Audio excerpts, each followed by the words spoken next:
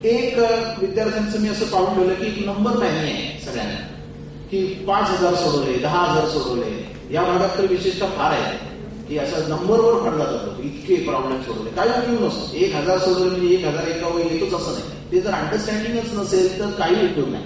आणि अंडरस्टँडिंग असेल तर एका चॅप्टरचे 15-16 एमसीक्यू सुद्धा इनफ असतात. मी आणि अक्षरशः इतकी वर्ष, आता हे माझं 10वं वर्ष आहे सीईटीचं. ऑन अँड ॲव्हरेज मी 3 बॅचेस दरवर्षी शिकवतो. ऑन अँड ॲव्हरेज म्हणजे मी आता 30व्यांदा किंवा 31व्यांदा शिकवत असेल सीईटीचा सिलेबस. त्यामुळे मला माहिती नेमकं किती लागतात. चॅप्टर नंबर 1 आहे आमचा फिजिक्सचा सर्क्युलर मोशन. 15 एमसीक्यूज चांगले म्हणजे सिलेक्टेड असे जर नीट डायजेस्ट करून विद्यार्थ्यांनी सोडवले तर अख्ख्या चॅप्टरचं श्रेय किंवा अख्ख्या चॅप्टरचं शिकल्याचं पुण्य त्याला मिळेल. त्यामुळे सर्क्युलर मोशन चॅप्टर वरती 150 न्यूमेरिकल सोडवायची किंवा 150 एमसीक्यू सोडवायची गरजच नाही. 15 सोडवा, म्हणजे असे चांगल्या क्वालिटीचे सोडवा, इतके अंडरस्टँडिंगने सोडवा की पुढचे 135 तुमचे तुम्हाला आले पाहिजे. आणि त्यामुळे असा कुठलाही नंबर मॅनिया मनामध्ये ठेवू नका की इतके नंबर सोडवले म्हणजे इतकं यश, असं नाही. अंडरस्टँडिंग हे जास्त महत्वाचं. आणि त्या अंडरस्टँडिंगसाठी काय गरज आहे तर जे टेक्स्टबुक्स मधनं तुम्ही वाचले त्यातलं काही जर समजलं नसेल तर तुमच्या शिक्षकांना विचारलं पाहिजे. आणि ते सुद्धा मी बऱ्याचदा आमच्या विद्यार्थ्यांना सजेस्ट करतो की आधी विचार. मी उद्या समजा एखादा चॅप्टर घेणार आहे तर तो चॅप्टर तुम्ही आज वाचा आणि उद्याचं लेक्चर चालू होण्यापूर्वीच मला त्यातल्या शंका विचारून घ्या. म्हणजे तिथं शिकवत असताना तुम्हाला ते पटकन येईल आणि येईल तर तुमचा कॉन्फिडन्स वाढेल. झाल्यानंतर कधीतरी 2 आठवड्यांनी अवसर 2 आठवड्यापूर्वी अमुक एक चॅप्टर झाला होता, त्यातलं एक एमसीक्यू तुम्ही असं वर्गात सोडून घेतलं तर त्याचं असं नाही का होणार, असं 2 आठवड्यांनी विचारून उपयोग नाही. आणि त्यामुळे जास्तीत जास्त शंका विचारणं हा आपल्या अंडरस्टँडिंगसाठी अतिशय महत्वाचा भाग आहे.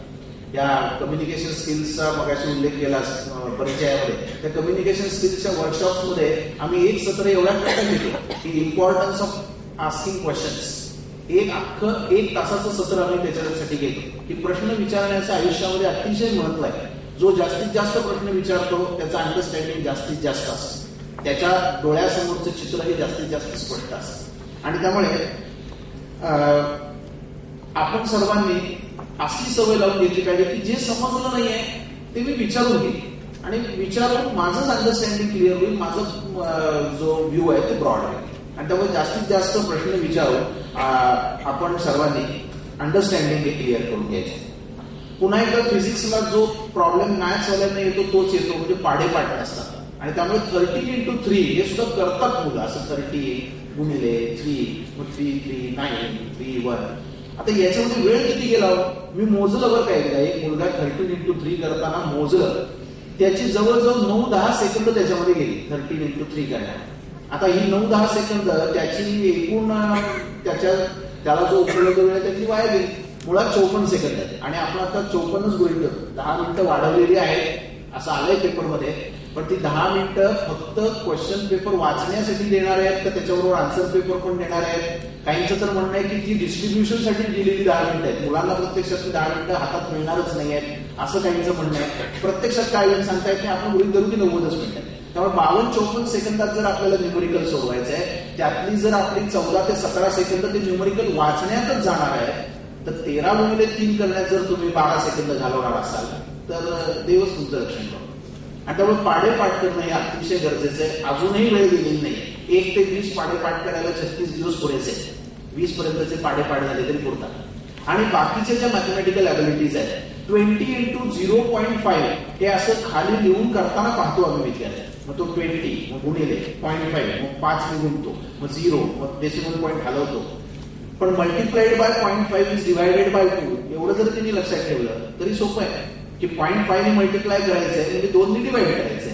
मग 20 मल्टिप्लाइड बाय 0.5 म्हणजे as good as 20 divided by 2 that is 10.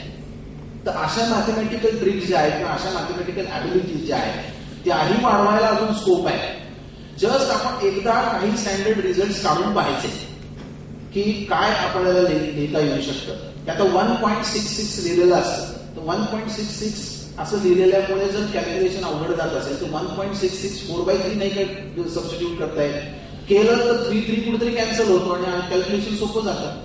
पायची value 22/7 कधी घ्यायची, 3.14 कधी घ्यायची, कॅल्क्युलेशन कडे बघून डोळ्यासमोर आलं पाहिजे. अरे कुठेतरी कॅल्क्युलेशन मध्ये 14 आहे, 21 आहे, म्हणजे 22/7 जास्त सोपी जाईल. त्याने आन्सर सोपं म्हणजे कॅल्क्युलेशन सोपं होईल. तर ही मॅथमॅटिकल ॲबिलिटी आपण सर्वांनी डेव्हलप केली पाहिजे. फिजिक्सला विशेषतः कुठले मी सांगितलं तसं टेक्स्टबुकच्या बाहेरचे प्रश्न येणारच नाही, सोपे प्रश्न येणार आहेत. आणि त्यामुळे उगाच IIT लेवलचे AIEEE लेवलचे क्वेश्चन सोडवायला जाऊ नका, त्याच्यामध्ये वेळ जातो. माझ्याकडे विद्यार्थी येतात की हिमालय मधला प्रॉब्लेम, अरे मी त्याला सांगतो हिमालय राहू दे, आधी आपण फुलटेकडी, पर्वती, कळसुबाई असं करू. हिमालय खूप मोठा आहे, त्यामुळे हिमालय हे करण्यापेक्षा आपण आपल्या जवळचे जे आहे ते करायचं. त्यामुळे CET लेवलचेच प्रश्न सोडवायचे. या दृष्टीने ह्या एडनेक्साच्या साईटवरती आम्ही जे प्रश्न दिलेले आहेत ते प्युअरली CET लेवलचे, म्हणजे त्याच्या बाहेरचं काही विचारलेलं नाही. आमची हुशारी हे आम्ही किती अवघड प्रश्न विचारतो याच्यावर अवलंबून नसते, ती वेगळ्या गोष्टींवर अवलंबून असते आणि लोक ओळखतात. आणि त्यामुळे असं काहीतरी अवघड प्रश्न विचारले, मुलांना असं वाटतं अवघड सोडवलं ना म्हणजे भारी. अरे अवघड सोडवलं म्हणजे भारी नाही, अवघड सोडवलं म्हणजे तुम्ही कुठं सोडवलं, ते टीचरनीच तुम्हाला सोडून टाकलं फळ्यावरती. म्हणजे टीचर भारी ठीक आहे, पण तुम्ही कशी काय भारी, अवघड तुम्हाला आलंच नव्हतं ॲज. आणि अवघड सोडवल्यानंतर सोपं येतं ह्याच्या इतकं तर फॉल्स लॉजिक नाही तसं. तुम्ही कल्पना करा की ब्रेन सर्जरी ही सर्वात अवघड मानली जाते. मला माहित नाही त्यातलं ते खरंच अवघड आहे की, आपण असं गृहीत धरू की ब्रेन सर्जरी सर्वात अवघड आहे. मग सर्जरीच्या विद्यार्थ्यांना फक्त ब्रेन सर्जरी शिकवायची आणि त्यांना सांगायचं की अरे ज्याला ब्रेन सर्जरी येते त्याला ओपन हार्ट हे काय किरकोळ आहे, ब्रेन सर्जरी येते त्याला काय अपेंडिक्स ऑपरेशन कशाला वेगळं शिकवायचं, ब्रेन सर्जरी येते का तुला अपेंडिक्स करून टाकते. असं नाही होत ना. आपल्या पुण्यातला सुद्धा जो लिडिंग न्यूरोलॉजिस्ट आहे त्यांनी स्वतःच्या मुलाचं टॉन्सिलचं ऑपरेशन लोकांकडनं करून आणलं. मी ब्रेन सर्जरी करतो, मी मुलाचं टॉन्सिलचं ऑपरेशन माझं मी करून टाकेन असं नाही केलं. पण त्यांना माहिती की ब्रेन सर्जरीमध्ये मी मास्टर आहे पण मला टॉन्सिलचं ऑपरेशन नाही करता येणार. तेव्हा अवघड शिकलं म्हणजे सोपं येतं याच्या इतकं चुकीचं लॉजिक नाही. अवघड शिकल्यानंतर अवघड येतं, सोपं शिकलं की सोपं येतं. आणि त्यामुळे IITचा अभ्यास केला की MSCETचा त्याच्यात होऊन जातो असं म्हणणं पूर्णपणे चुकीचं आहे. IITचा अभ्यास केला तर IITच येईल, पण MSCET साठी पुन्हा वेगळाच अभ्यास करावा लागणार. त्यामुळे जाहिराती दुर्दैवाने असे झालेले आहेत की याच्यातच होऊन जाणार आहे ती तयारी, अशी एकात एक तयारी होत नाही कधी, ती वेगळीच करावी लागणार. आणि त्यामुळे ज्यांना CETवर कॉन्सन्ट्रेट करायचंय त्यांनी CETच्याच लेवलचे क्वेश्चन सोडवा, फार अवघड क्वेश्चन सोडवायला जाऊ नका. सरांनी सांगितलं तसं की मॅथमॅटिक्सला इंडिव्हिज्युअल अभ्यास तुम्ही करा, परंतु फिजिक्सला मात्र मी सजेस्ट करतो की 3च्या ग्रुपने एकत्र अभ्यास आहे. 3चा ग्रुप. कारण काय तर फिजिक्समध्ये काय होतं की एखाद्या विद्यार्थ्याला एखादं न्यूमरिकल अडतं, का अडतं माहित नाही, हुशार विद्यार्थी असतो पण नाही त्याला ते सुचत.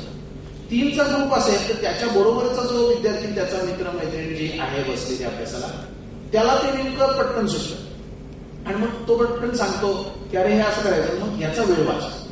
मी विद्यार्थ्यांना त्याला सांगितलं की पहिल्या चॅप्टरचं होमवर्क एक त्याने सोडून बघा किती वेळ लागतो आणि दुसऱ्या चॅप्टर पासून 3च्या ग्रुपने सोडवा. मला ताबडतोब विद्यार्थ्यांनी येऊन सांगितलं की सर 3च्या ग्रुपने आम्ही एकत्र न्यूमरिकल सोडवायला सुरुवात केल्यानंतर आमचा 1/3 वेळ वाचायला लागला, 1/3 पर्यंत आला, 2/3 वाचायला लागला. तर इतका वेळ वाचतो. त्यामुळे 3च्या ग्रुपने करायचं. 3च्या ग्रुपचा आणखीन एक फिजिक्सला फायदा असा आहे की मी असं सजेस्ट करतो की 3 जणांनी एक चॅप्टर टेक्स्टबुक मधनं वाचायचं, दुसऱ्या दिवशीची टेक्स्टबुक्स रोटेट करायची एकाने दुसऱ्या दिवस. पालकांची ऐपत असते तिन्ही टेक्स्टबुक घेण्याची, परंतु तिन्ही टेक्स्टबुक आपणच विकत घेऊन दिली पाहिल्याला तर ती तशीच टप्प्यात पडून राहतात, आपण ती कधीच काढली जात नाही. पण लोकांचं टेक्स्टबुक मात्र आपण तुलनेने लवकर वाचून परत करतो, ते लोकांचं असतं, ते परत करायचं असतं. त्यामुळे घरी विकत आणलेली पुस्तकं वाचून होतात तर लायब्ररीची पुस्तकं वाचून होतात लवकर आहे, आपणच आढावं. लायब्ररीची लवकर होतात आणि 4 दिवसात पुस्तक परत केलं नाही तर पर डे 2 रुपये दंड असा शिक्का असतो त्याच्यावर. आपल्याला एक काळजी असते की 2 रुपये भरावे लागतील. आपण ती झकत 4 दिवसात ते पुस्तक पूर्ण करतो आणि नाही झालं तर निदान त्याची मुदत तरी वाढवणार. त्यामुळे लोकांचं टेक्स्टबुक माणूस वेळच्या वेळी वाचतो. त्यामुळे एकच टेक्स्टबुक एकाने घ्यायचं आणि ते आपापसात रोटेट करायचं. सुदैवानं 3च सँक्शन टेक्स्टबुक्स आहेत, 3 विद्यार्थ्यांनी करायचं. 4चा सुद्धा ग्रुप करू नका असं मी सांगतो, कारण 4च्या ग्रुपमध्ये 2चे सबग्रुप्स पडतात, 2चे 2 सबग्रुप्स पडतात. एकट्याने फिजिक्सचा अभ्यास करूच नये, कारण तो करू नये हा निर्णय 2 मिनिटात घेता येतो त्याला आणि एकटाच असतो तो निर्णय. 2 जण करतात त्यावेळेला हा निर्णय घ्यायला 5 मिनिटं वेळ लागतो.